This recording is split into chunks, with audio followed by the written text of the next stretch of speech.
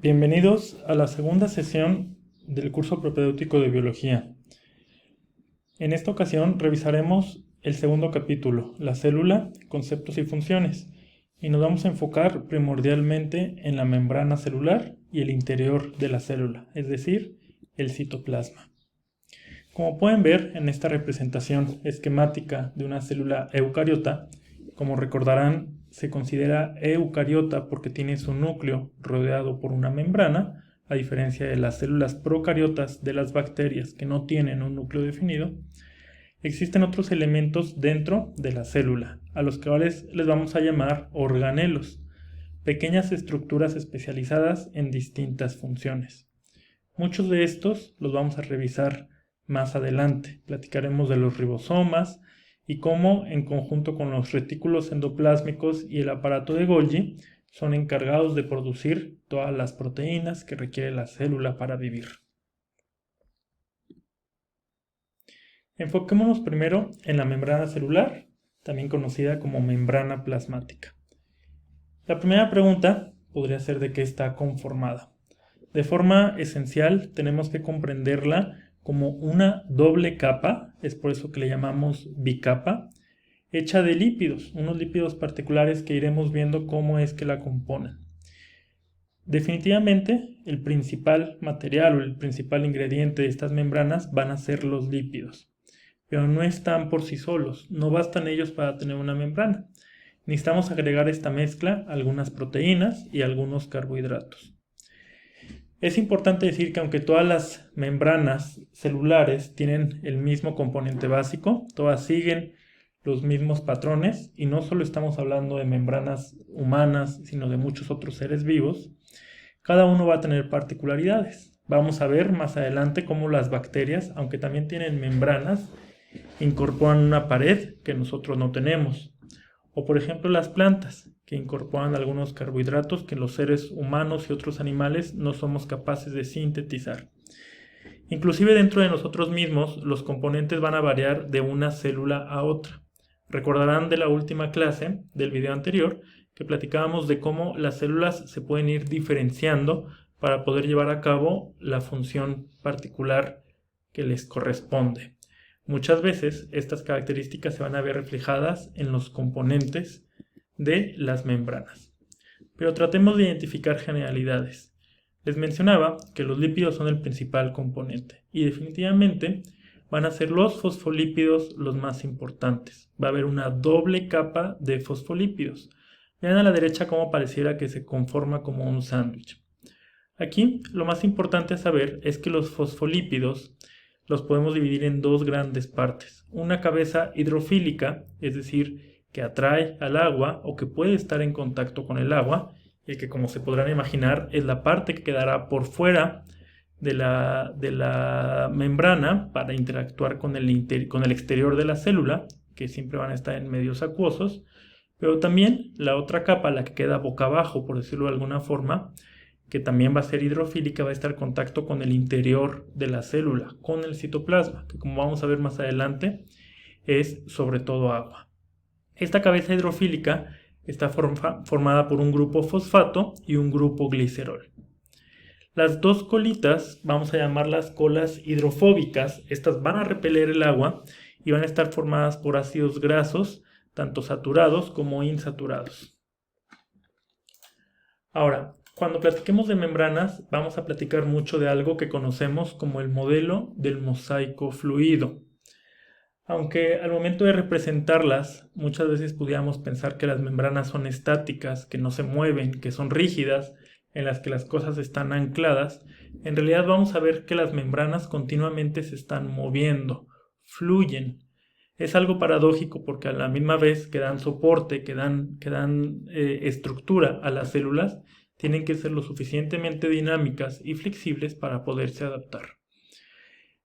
Esto es gracias al componente de distintos lípidos que conforman a esta membrana. Y vamos a identificar tres principales. Ya comentábamos los fosfolípidos, que como decíamos va a tener un grupo fosfato, va a tener un glicerol y va a tener sus dos colas no polares de ácidos grasos, que van a ser hidrofóbicas. van a estar huyendo continuamente del agua y esto va a hacer que se mantengan escondidas por dentro de las membranas.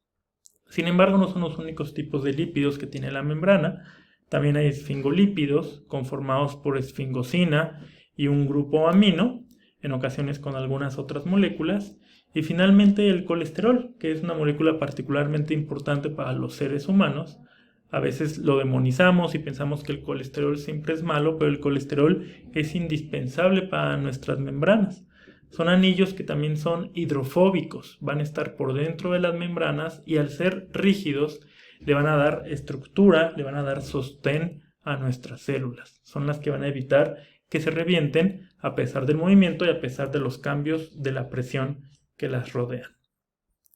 Vamos a ver en este video la manera en que la membrana se mantiene fluida, se mantiene en movimiento.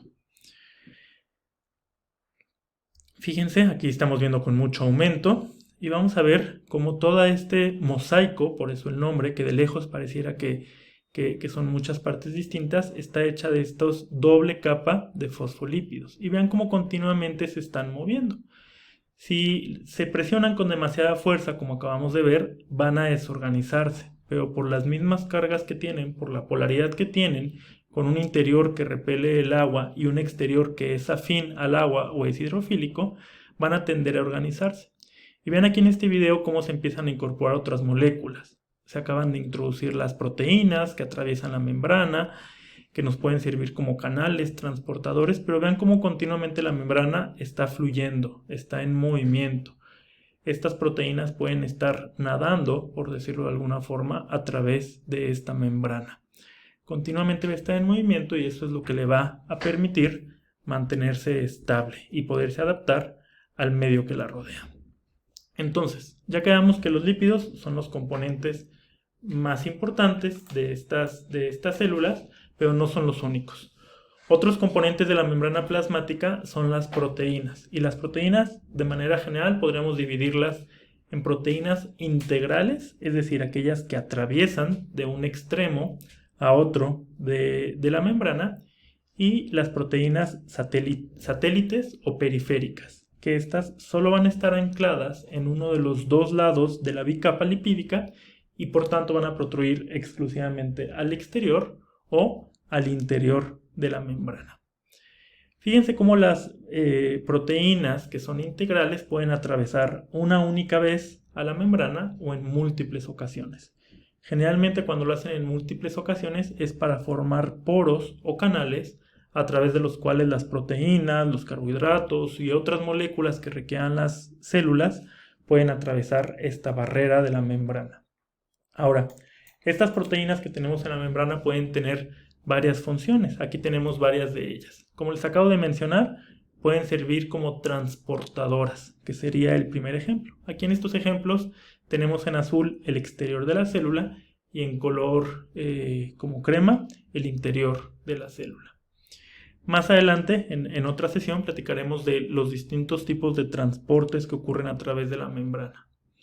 En ocasiones, las proteínas que se encuentran ancladas a la membrana pueden tener actividad enzimática y como pueden ver ahí, pueden favorecer algunas de las reacciones químicas que ocurren en el metabolismo celular. Algunas sirven para traducir señales, es decir, tienen una parte externa a la cual se va a anclar o incorporar alguna molécula que sea una molécula señalizadora. Por ejemplo, piensen algún neurotransmisor o alguna hormona que se va a anclar y que esta proteína que está en la membrana le va a dar la señal a la célula de que es necesario hacer algo. Como recordarán, una de las características de los seres vivos era interactuar con su entorno y para eso tienen que ser capaces de leer lo que está sucediendo. Y esta es la manera en la que las células se enteran en lo que está ocurriendo. Otra función bien importante es el reconocimiento entre células. Nuestro cuerpo está conformado por muchos tipos distintos de células y es importante que las células se comuniquen entre ellas y sepan de quiénes están rodeadas. Y para eso hay proteínas encargadas de leer las distintas señales que expresan nuestras propias células en su exterior, pero también nos va a servir para reconocer cuando células ajenas a nosotros, por ejemplo células cancerígenas o células bacterianas, nos invaden. Algunas células tienen una función estructural, que sería lo que podemos ver en los últimos dos paneles. Algunas de estas proteínas se unen entre sí para producir uniones intercelulares, o bien sirven como proteínas de anclaje. Y vamos a ver cómo algunos elementos del citoesqueleto se anclan a estas proteínas estructurales. Finalmente, reconozcamos que también existen carbohidratos que forman parte de las membranas. En el caso de las bacterias, estos carbohidratos son importantes para dar sostén. En nuestro caso, sobre todo, sirven para la señalización y casi siempre vamos a ver que protruyen hacia el exterior de nuestras células. Según a qué tipo de molécula estén ancladas estos carbohidratos, los vamos a llamar glucoproteínas, glucolípidos o glucoRNA, según si están anclados a proteínas, a lípidos o a RNA respectivamente. Y como les decía, estas van a ser importantes para la señalización y el reconocimiento celular. Es la forma en la que se van a estar comunicando de célula a célula. Entonces, para cerrar el tema del mosaico fluido, tener en cuenta que esta fluidez y esta flexibilidad es esencial para permitir que la célula se mueva. Si una célula fuera rígida y fuera inamovible, no podría desplazarse a través de los espacios estrechos que hay entre nuestros tejidos. Es importantísimo para la división celular, esto lo veremos con mayor detalle en la clase de mitosis. Nos ayuda a secretar algunas vesículas y moléculas. Cuando platiquemos de transporte celular, veremos cómo parte de la membrana es liberada junto con algunas de estas señales que las células quieren transmitir. Y también nos sirven de manera indispensable al momento de la fertilización, de la fecundación. Esto lo revisaremos cuando veamos el tema de meiosis. Finalmente, platiquemos algunas de las funciones. Ya las hemos estado mencionando de manera breve, pero a manera de resumen, obviamente van a formar un límite con la célula y vamos a hablar de un espacio intracelular y un espacio extracelular. Le van a dar la forma a la célula y la van a proteger del exterior. La van a ayudar a compartimentalizar los distintos espacios. Estas membranas también van a formar las envolturas de los distintos organelos que veremos en las siguientes clases. Les ayuda a interactuar con otras células, a responder a señales externas. Es una membrana semipermeable, una barrera semipermeable que permite el paso de algunas sustancias, pero evita que otras atraviesen a la membrana.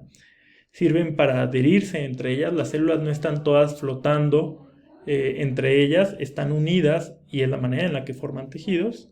Va a permitir que se mueva, que tenga flexibilidad. Y en el caso de las bacterias es en las membranas donde va a ocurrir el proceso de transferencia de energía a través del cual se va a formar la energía que requiere la célula. A continuación platicaremos del interior de la célula. Y a todo el interior de la célula, excepto al núcleo, le vamos a llamar citoplasma. Entonces, el citoplasma va a ser todo el interior de la célula, exceptuando el interior del núcleo. Y este citoplasma va a estar conformado por dos componentes. Los organelos, que son los componentes sólidos, y que iremos viendo poco a poco en las siguientes clases, y el resto va a ser el citosol. Este citosol vale la pena comprenderlo como una especie de mezcla, una emulsión gelatinosa que es predominantemente acuosa. Hasta un 70-80% de este citosol va a estar conformado por agua. Es por eso que el interior de las membranas también tienen cabezas que son hidrofílicas, porque tanto el exterior como el interior de la célula van a ser medios acuosos. Ahora, no va a ser agua pura. En este medio acuoso va a haber una gran diversidad de moléculas disueltas y de enzimas, pues es en este el sitio donde se van a llevar a cabo las principales reacciones enzimáticas. Entonces, el citoplasma, pues obviamente le va a dar la forma, va a ser la responsable de la forma y del movimiento. Ahorita vamos a platicar cómo lo hace a través del citoesqueleto, y va a ser el sitio donde se van a llevar a cabo los procesos metabólicos. Gran parte de estos procesos químicos de los que hemos estado platicando son mediados de una manera importante a través del agua. Al final de cuentas, pues estamos hablando de química orgánica, y es por eso que va a ser el sitio ideal para que se lleven a cabo los procesos que forman parte del metabolismo. Ahora, ¿cómo el citoplasma va a ser responsable junto con la membrana de darle forma y movimiento a la célula? A través del citoesqueleto. A veces nos imaginamos las células como si fueran unas esferas llenas de líquido en el que no hay nada y en el que los organelos están flotando como si fuera una esfera de nieve. Pero no es así. Está atravesado por diversas estructuras que van a conformar en conjunto el citoesqueleto. Imagínense un andamiaje, una serie de armazones y de estructuras que van a formar y que van a organizar el interior de la célula. Y en general, el citoesqueleto lo podemos dividir en 3 tipos de elementos. Los más gruesos, que son los microtúbulos, que los microtúbulos van a dar forma a la célula, van a facilitar el movimiento de los organelos, y en el caso de las células que tengan flagelos, van a formar los flagelos, como los espermatozoides, estas especies de colitas que tienen mucho movimiento. Hay filamentos intermedios que van a sostener a alguno de los organelos, son como el andamiaje principal, es sobre los cuales se apoyan los organelos. El núcleo particularmente tiene un andamiaje importante de filamentos intermedios. Y finalmente los microfilamentos. Los microfilamentos van a estar conformados por actina. La actina es un tipo de proteína que puede tener cambios conformacionales que le permiten moverse. Y así, los microfilamentos van a ser de las estructuras principales que van a permitir el movimiento tanto al interior de la célula como al exterior. Entonces, el diagrama que ven a la derecha es bastante ilustrativo porque suma ya todos estos elementos. Tenemos por un lado la membrana. Fíjense cómo muchos de estos filamentos intermedios y de los microtúbulos se van a anclar a la membrana. Y estos puntos de anclaje, pues muchas veces van a ser proteínas integrales de la membrana. Entonces imagínense que ya no va a ser solo este interior completamente líquido en el que las cosas están flotando, sino que cada cosa, cada organelo, cada estructura va a tener su sitio y van a permanecer en un lugar determinado.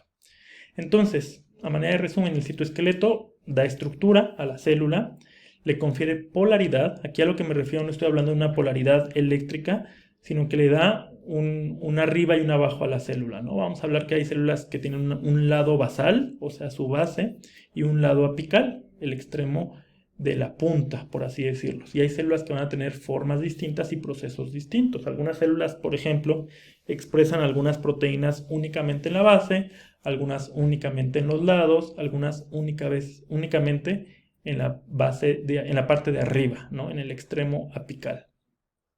Algunas células necesitan de protrucciones o de proyecciones para poderse mover. Muchas veces van a estar formadas por los microtúbulos del citoesqueleto.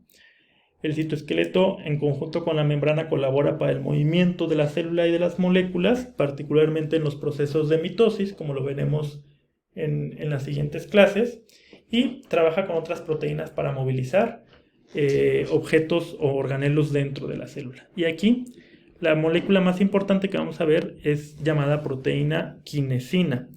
La quinesina son estas especies de patitas que se anclan a las vesículas o a los organelos y que van interactuando con los microtúbulos para ir moviendo estas vesículas a través de nuestras células. Por eso les digo que es como una especie de carretera. Vean aquí en esta representación cómo hay una infinidad de microtúbulos, en la última parte que pudimos apreciar, una infinidad de microtúbulos que atraviesan el interior de la célula, organizando los distintos elementos. Y hasta aquí la clase de hoy.